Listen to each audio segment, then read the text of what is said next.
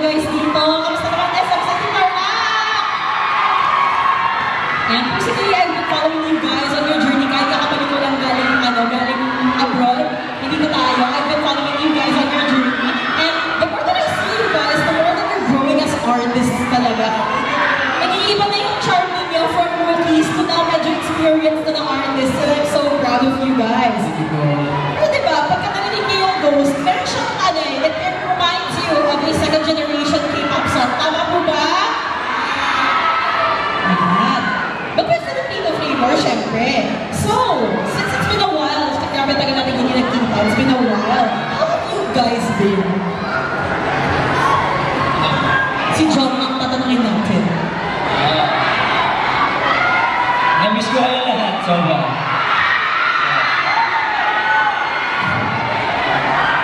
Matagal na yung last na mga 2 weeks. 2 weeks ago. Ayaw na-miss ko mag-perform and syempre makita ko yung mga fans. And I'm pretty sure that they miss you as well.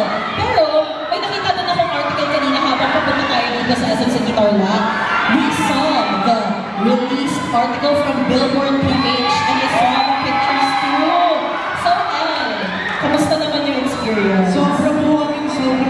Sobrang saya namin ang malaman po namin na mag-feature na po kami sa Billboard PH. Kasi dati mga idols na po namin yung nakikita po namin na nag-feature po doon. Tapos ngayon kami na po yung mga pumuposing-posing para sa pumusing para po sa inyong lahat. And nung nalaman po namin talaga na mag-feature po kami, sobrang excited po kami na malabas po yung article po namin. And now, nasa labas na po siya, guys.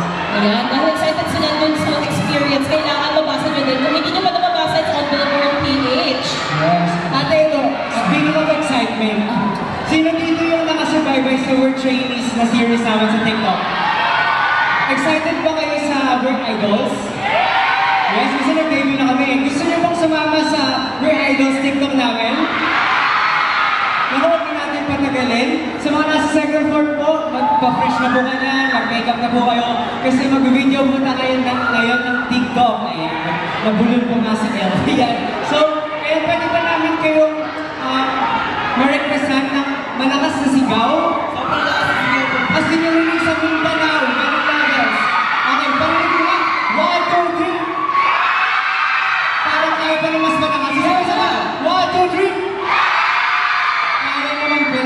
Okay, so ngayon, kapag pan-Wilson sa atin, sisigaw tayo ng malakas ha. Okay, let's go.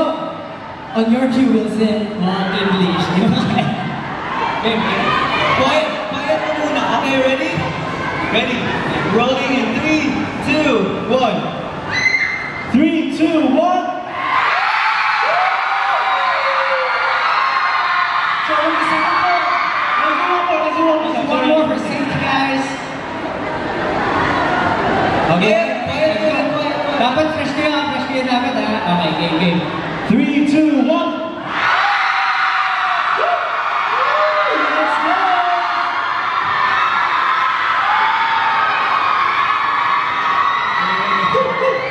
Thank you ng marami.